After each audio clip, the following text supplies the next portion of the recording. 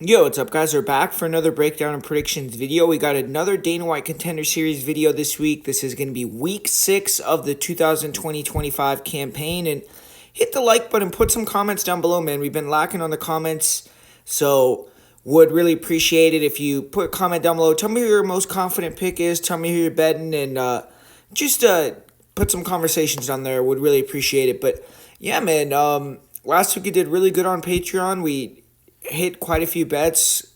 We hit the Dusko Todorovic submission. We got a nice upset pick with Alden Correa and a couple other nice cashes. So go to patreon.com right now, man. We got a few bets for Contender Series, and then there's going to be a couple other shows this week that I'm probably going to have some plays on that I might not talk about on the channel. So you would only be able to get access to that on Patreon. So make sure to go over there, sign up.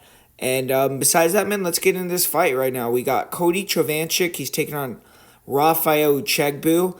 And Chovancek, he is undefeated. He's 8-0, and I would say he's one of the best prospects out of Canada. Trains out of Niagara Top Team, which has already had multiple fighters come through the Contender Series into the UFC, so they kind of know the deal with this. And Chovancek, he's been fighting unified MMA. He's been fighting the best fighters he can find recently. He won the unified title in June of 2024. He defended in May, but the one issue with him really is he hasn't been that active, but he won 25 minutes in May and should be as prepared as ever for an opportunity like this. And for Raphael Uchegbu, he's experienced. He's 10-1, fighting out of England. And he's been training MMA for over a decade. He had his first 2 amateur fights in 2012 and 2013, but he didn't fight again until he went pro in 2019. So he had a little bit of a layoff there.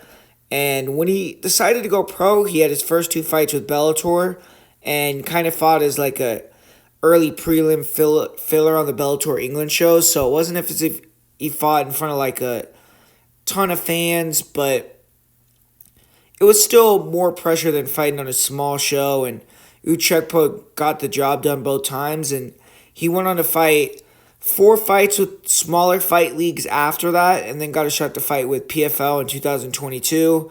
And the PFL fight, that is his one career loss. He lost to Ruiz in that fight, and since then he's won 2 regional belts, he's won 3 title fights, and he's been really rolling. And he hasn't fought though since May 4th, 2024. So that's a red flag, but hopefully he is ready to go. And you look at Raphael Uchegbu, long and lanky guy. He likes to pressure opponents to the fence, and he's fast. He'll throw some straight punches, some kicks. His head kicks are fast. His punches are fairly crisp. It seems like he's getting a little bit more confident and active on the feet, but primarily throughout his career, he's liked to put guys on the cage, control them there. His wrestling is a little bit, it's not the most explosive, but it's serviceable, and he has good grappling. He has good back takes, kind of can wear guys down with weaponizing his conditioning through getting a lot of takedowns. And he did get out grappled himself, though, in his loss to Zubenzi Ruiz. He was able to back Ruiz up. He got him against the fence, but Ruiz was able to reverse, get Uchegbu on his back. And the couple times that Ruiz got takedowns, Uchegbu got takedowns on Ruiz, he got reversed. And that's been an issue with Uchegbu throughout his career that I've noticed, is he tends to make a lot of mistakes in top position and end up on bottom, but he's experienced, he has good grappling, he's long, and he's never been stopped. So he's durable, conditioning is on point. When you look at his opponent, Cody Chovancek, his first battle is going to be with the scale, and he was able to pass that, so that was good because he missed weight for the title fight that he had in May, had to give up his belt, so obviously he got right this time and made the weight, but he's fought as high as 165, and he is a big guy. He actually was able to match the height, it seemed like, of Uchegbu at the face-off. So even though Uchegbu is listed being a couple inches taller, it seemed like they're pretty similar height-wise, and I think Chovancek is a little thicker, but style-wise, you look at Chovancek, he's a power puncher with good wrestling, a little flat-footed, but he stays ready to counter with heat, very calm, patient. He'll switch stances. He has fast hands when he does let his hands go. He slips his head off center line and then comes with big power hooks. In his last fight, his opponent was moving a lot and peppering him, and Chovancek was kind of trying to feint the hooks, then come over the top with overhands, and he was throwing some nice counter knees up the middle, but he was struggling to close the distance, and he struggles a little bit against kickers and guys that can move on him. He doesn't really have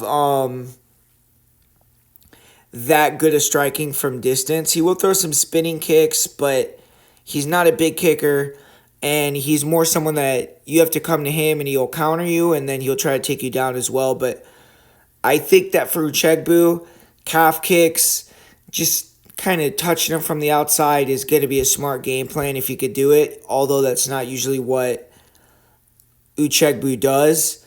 But outside of that, Chovancek is durable. He's never been stopped before. 3 knockout wins. His last fight, he didn't look good. I honestly thought it was a robbery that he got the victory, but he missed weight, and maybe it just wasn't his night. But you look at Chovancek as far as grappling goes, he does train with Niagara Top Team, which is a great grappling gym, and he has a good double leg. He looks physically strong. He'll get throws in the clinch too, and in top position, he really just looks control. It doesn't seem like he's a major finishing threat, but his conditioning is really good. So if you slow down, he will get into a dominant position, ground and pound you, finish you. And he fought this guy, Gage Gill, and in the championship rounds, he really put it on him in the mat, finished him in the 5th round. So he showed he has good conditioning, but only has 2 submission wins in his 13 amateur and pro fights. And most of the time when he wins, it's going to decision. But this is a good fight because both fighters have clear paths to victory. On the feet, Uchegbu's faster. He'll throw more volume. His kicks could definitely be effective.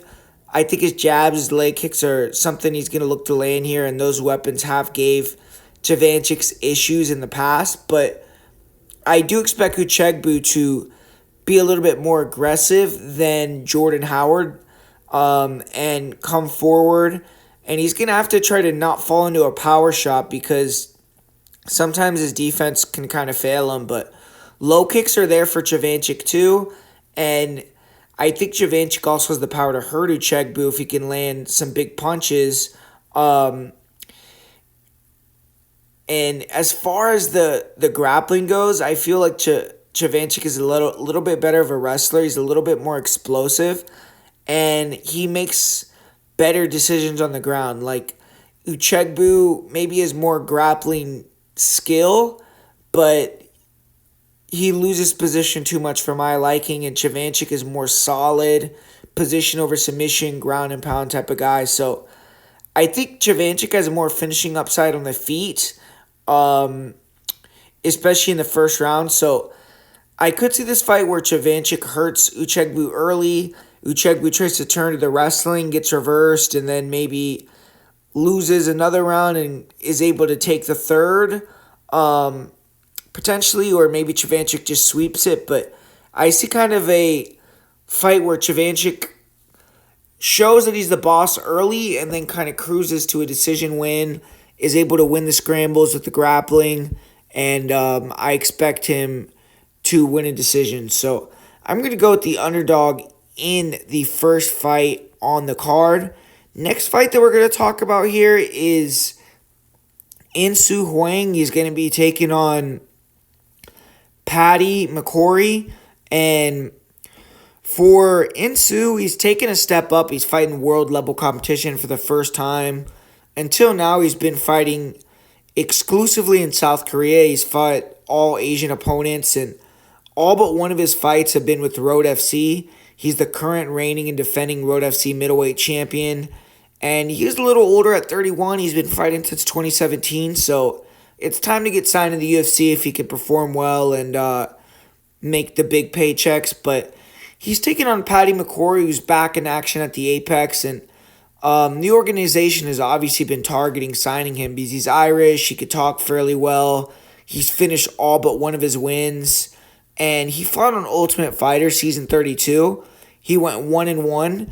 Since then, he's won 2 fights in Cage Warriors. And he was a little bit lucky because it was going to be Will Curry that was going to fight Hwang here. But Curry had to pull out and McCorry was able to step in. So at 6-1, McCorry is still young as well, and it's a good opportunity for him to jump into the UFC.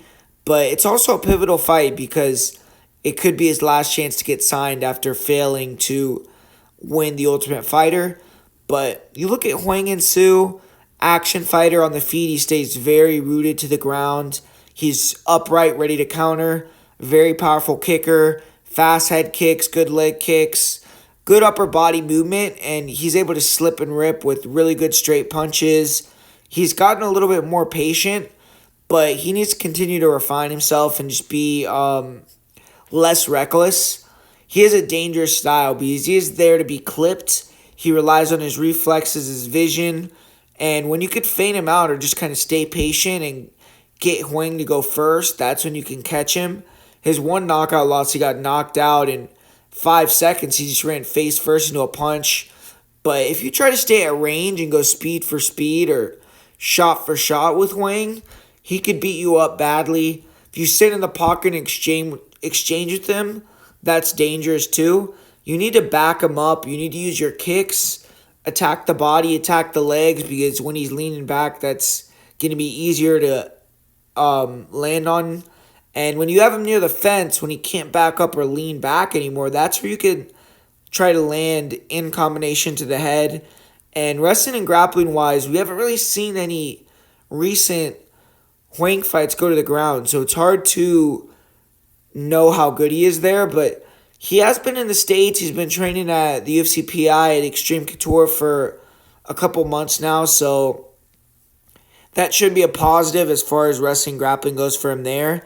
And he's a dangerous kickboxer with his offense. And 6 knockout wins, 5 first-round knockouts. So he brings that factor into the fight. And Paddy McCorry, he is also a striker. He has good footwork. He'll switch stances, moves laterally well. He doesn't really waste a lot of movement. He's economical. Really nice jab, good calf kicks, nice check hook. He's technical. He picks his shots effectively. He's good at going to the body, very slick, and in exchanges, he does a really good job of doubling up his shots from the same side. Like, he'll throw double check hooks, he'll throw double straights, and he's good at finding the shot that lands clean. He has sick elbows. He doesn't get a lot of exchanges. He's good at kind of minimizing the danger by being technical, moving, and having power that you have to respect. As far as facing wrestlers and grapplers, that's where he struggled a little bit more. He got taken down in his fight with James Webb, and that was a big reason why he lost. His fight on the Ultimate Fighter, he got rocked, he rocked Robert Valentin, blitzed in trying to finish him, kind of fell into the clinch, got taken down, and then got submitted. But in this fight, it doesn't seem like Hwang is going to try to grapple him, so he's going to get the striking fight that he wants. Conditioning for McCorry is good, and he's going to be the way taller, longer, bigger guy in this fight. And I think he's the more technical stand-up fighter as well. So I got McCorry here. I think he's going to win by knockout. It could be a decision depending, how durable Hwang is. We haven't really seen him have to dig deep yet too much. But, the one loss that he does have, he got killed really quickly. And I think that McCorry could find that kill shot. So I'm going to go with McCorry. First round knockout in the second fight on the card. And this next fight, we got a really good matchup here with Thomas Gantt. He's taking on Adam Livingston. And Tommy Gantt, he's a wrestler out of North Carolina. He wrestled for NC State in college. He was All-American. Same college as Darian Caldwell and a couple other guys that were fairly good in MMA. I think Max Roscoff was from NC State, which hopefully he doesn't end up how Max Roscoff did in the UFC. But Gantt hasn't fought in MMA very long. He only went pro in 2024, but he's been extremely active. He's had 10 fights in a very short period of time, and he still seems very entrenched in the wrestling community as well. And I expect that he's going to come in here and try to show that off. He's been dominant so far in his career. He's finished all but one of his wins. He hasn't really fought anyone. This is kind of his first true test. But he's gone 15-0 so far in MMA bouts. He's gotten way more than enough tune-ups. He stayed active. And Tuesday night, it's go time. It's time to prove that he could compete with real-level competition. For Adam Livingston, he is an undefeated pro fighter out of New York. He trains out of Long Island MMA, so he trains out of an established gym, whereas for Thomas Gantt, I'm not too sure how good his training partners and coaches are, but obviously his wrestling is world-class. But Long Island MMA has produced UFC fighters in the past, and Livingston, he is significantly younger here. He's 24 to Gantt's 32, which at this weight class is worth mentioning. And Livingston, he has a little bit better of a resume in MMA, I would say. He is only 6-0, so he has less fights, but he's fought in LFA, he's fought in CFFC, and he is also a flex fights champion. His last fight, he beat an 8-4 fighter. As an amateur, he fought multiple amateur fights, amateur title fights too, so he's had a couple high-pressure situations. I'm not sure that Livingston's ever really faced someone with the wrestling level of Thomas Gantt, so this is going to be his chance to see if he could pass the wrestler test. And this is obviously a pure striker versus wrestler matchup. Both fighters can mix it up. They could do both, but they have a clear advantage in one area. Adam Livingston, he's a slick striker. He's going to want to keep it on their feet and add distance or exchanging in the pocket and then getting out and back to range. He doesn't want to be in the clinch where Gantt can use his elbows in dirty boxing and ultimately get him down and control him against the fence. For Gantt, he wants the exact opposite. He wants to jam the space. He wants to put Livingston on the cage, rough him up, try to finish him either against the fence or on the ground. And Gantt, really, he's been able to implement his style versus every opponent he's fought right away. He's faced pretty much no adversity. He had one fight where he fought this guy at 185 pounds that looked really bad, and it was kind of odd. He got clipped, he got dropped, and it looked like his opponent was shocked that he knocked him down, so he didn't follow up, and Gantt was able to get back up and hit the takedown.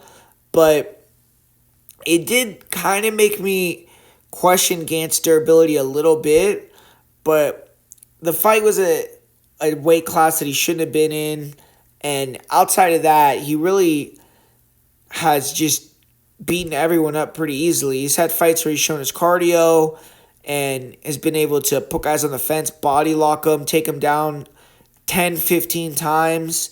But he also has good back takes. He can find the back, flatten you out, ground and pound you. He has had really good offense in the clinch as well. He'll throw some sick elbows. He had an unreal elbow knockout versus Josh Henry. He will throw spinning attacks, knees, can get creative.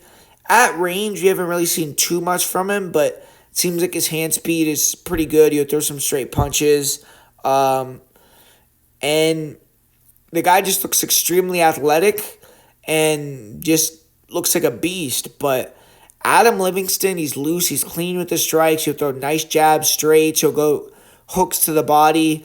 His combinations and hands are pretty impressive. He'll also mix in kicks too. He has decent kicks, but he's more of a puncher. He'll also sprawl really good in the center of the octagon. He has a nice sprawl. He'll make you pay for takedowns. He'll look for chokes from the front headlock position, although I would just look to sprawl and disengage right away in this fight and bring it back to the feet. But against the fence, that's where I've seen him get taken down before in a fight previously, and I question his takedown defense a little bit more. And ultimately, that's where Gantt likes to get his takedowns, so that's a little concerning. But Livingston does do a good job of, at least so far, defending takedowns, getting wrestlers tired, and then finishing them. And he's tall. He has good conditioning. So he's going to want to put Gantt on the back foot here, stay sharp, pick his shots, pick up the pace as the fight goes on, and as the damage on Gantt adds up. But I think that Gantt is a special fighter. I think that if he has issues with the range, gets caught or gasses, then maybe we're going to have to reevaluate. But I believe Gantt's mixture of speed, his creativity in the clinch range, and his wrestling, his cardio will get him this win and a lot of wins after on in the UFC. But I think he's going to win on Tuesday. He's finished all his wins, but all of them except for one, excuse me. But this is a step up, so I'm having a little bit of a difficulty getting a read on how the fight will finish. It could be a dominant decision. It could be Gantt hurting Livingston with the elbow and then TKOing him or jumping on a submission. I'm going to say Gantt via decision here. USA wrestlers, they've been taking a beating lately, but Gable Stevenson, he ignited some life into the community, and hopefully Gantt can keep it rolling here and get another one on the board for USA Wrestling. So we'll see how that fight goes, but I'm going to go with Tommy Gantt via decision. And next fight we got on the card, we got a Polish guy versus a Brazilian guy, which is always a fun matchup. Iwo Baraniewski, he's a super experienced fighter, 26 years old. He's 5-0 as a pro. He has 5 first-round finishes, so he doesn't have a lot of experience as far as pro competition goes, but he went 17-3 as an amateur. So he fought 20 times in less than 4 years. He ended his amateur tenure on a 10-fight winning streak, and he's coming in here a winner of 15 fights in a row. He's been fighting in a pretty good promotion in Poland called Babylon MMA. He's been going against decent opposition, but he's fighting a really good opponent here in Mahamed Ali, who obviously living up to that name is going to be a lot to deal with. But 31-year-old Brazilian, amazing jiu-jitsu background. He fights out of Team Lloyd Irving, who back in the day was the gym in jiu-jitsu for a while in the United States. They had a ton of top competitors winning medals, but in 2013 there was some sexual allegations against Lloyd Irving and other allegations, like he was really rough on guys during training, making them do crazy shit. So the gym kind of took a blow there, and a lot of the team left. But Ali came to the gym after that, and I guess they had Tafon and Chuku, but they haven't had a lot of names in MMA since then. But Ali is one of the first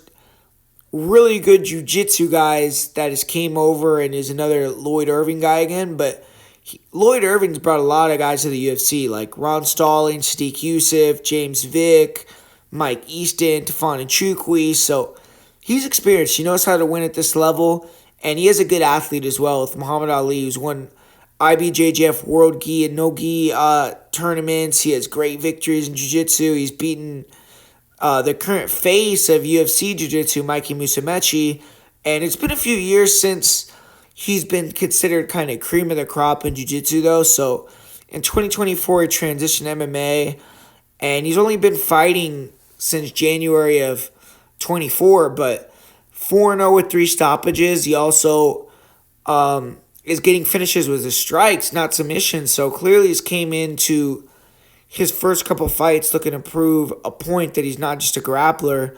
And his first 2 wins were first-round head kick victories. If you look back, he also had an amateur, I don't know if it was amateur or pro, but he had a kickboxing fight in 2022. So he's been training striking at least a few years. And in MMA, his first 3 wins, he finished 3 nobodies. But his last fight, he went in there and he fought Jared Gooden, who's a UFC veteran. Obviously, Gooden was not too successful at the UFC level, and this fight versus Ali was at 205, whereas Gooden fought at 170 in the UFC, so it wasn't like a great version of Gooden. This is the next step for Ali, because he isn't fighting a washed-up, 30-plus-year-old UFC veteran out of his weight class. He's fighting a 26-year-old undefeated pro on a 15-fight win streak. So I think whoever wins this fight deserves a roster spot. For Ali, obviously, he could maybe use some tuning up, but I think he's ready. And you look at Muhammad Ali, big muscled up guy, he has an intimidating presence about him. Kind of stiff stand-up, all offense, no defense kind of guy, but everything he throws is to knock you out. And it seems like I would say his rudimentary striking, but then you look at like he does have good offense. He'll throw hard head kicks. He does a good job throwing straights, jabs. He'll go to the body. You look at some of the clips. I couldn't find the full fight of the Jared Gooden fight, but you could see some clips and like if you go on his Instagram and stuff, and he was landing spinning elbows, knees. It looks like his striking is fairly decent. It's just seems like he's a little robotic. Like he kind of does remind me of RoboCop Gregory Rodriguez. He has insane power, a little bit better kicker, I would say, and then obviously has the world class Jiu-Jitsu championship pedigree to fall back on as well. But we haven't even seen him go for takedowns in any of his fights or show off his grappling. But in Jiu-Jitsu, he had decent takedowns, but really he had super good sweeps. He was a very aggressive top player. And then he would kind of attack a plethora of submissions, but I think the majority of his submission wins were arm bars. But you look at his opponent, Iwo Baraniewski, he's a wrestler grappler. His stand-up looks decent. Like he'll slip and rip. Seems like he's getting a little bit more confident, throwing more numbers on the hands. And his boxing looks good, but it seems like he really relies on the wrestling and he uses his stand-up as a means to an end. He'll use the head movement, he'll slip, he'll land a couple punches, and then get you thinking he's going upstairs with the hands and level change on you. And he has fast, good time level changes. But I just don't know if he wants to wrestle Ali here and put him on his back. He's probably going to be a little bit weary of the jiu-jitsu. But on top, he has solid top control, good pressure, nice ground and pound. He has been able to get to the mount, get to the back, and pound a lot of guys out. But he did have a really awful look in an amateur fight where he faced some adversity in the grappling and he got super tired. He was on top, inside his opponent's full guard, just laying on him, totally dead, exhausted. His opponent was just flailing arm punches, and the ref stopped the fight because he was just eating 50 consecutive arm punches, just looking dead on top of the guy. So that was a bad look. And I don't know how much better his cardio has gotten since then, but for the most part, he's ran through all these guys on the ground early, and this fight, I highly doubt that's going to happen. So it looks as if Baraniewski is getting more comfortable with the hands, and I think that he has to believe in his speed and counters and try to catch Ali coming in or something. But I feel like this is a really bad matchup for Baraniewski. For a light heavyweight, both these guys have the skills, I think, to be in the UFC, but Baraniewski's a smaller light heavy. He makes it work with his speed and his wrestling. He tries to push the pace, but Ali is an amazing grappler. He's way bigger. I think he has the better stand-up. He's definitely more dangerous on the feet. And he proved in his fight with Gooden that he can go 15 minutes, but I think he's going to be swinging the hammer in this one in a one-sided fight. And I'm going to say he wins via late first-round knockout. But moving on, final fight on the card here. And I would be remiss to not start off with condolences for Hector Sosa, man. I mean, super tough situation for him right now where, if you didn't know, when he was cutting weight on Sunday, he got called that his dad passed away. So that's really tough. He's decided to continue to go on with the fight. And I don't know if this was a situation where he kind of was maybe mentally prepared for this. Maybe his dad was, not doing the greatest, or it was out of nowhere. So that could potentially affect his mindset, but I'm not too sure about that. And either way, man, it's going to be shocking, kind of crazy for him. And we'll see how he channels that emotion. But his opponent is Mackson Lee, who is a good fighter, undefeated 9-0 guy. And you look at Hector, obviously he has a lot on his plate, but Resume-wise, he's been killing it lately. He's won 10 fights in a row, 2 regional belts. He won the FCR and WOW titles. He's fought pretty good promotion or competition as well. And for Mackson Lee, 9-0. His first 7 fights were against bums, though, so I would really say he's 2-0. He beat a 7-1 and 8-2 fighter in LFA, so he has kind of proved that he is pretty solid. But this is the first fight in the United States for either guy, and kind of the chance to prove that they are world class.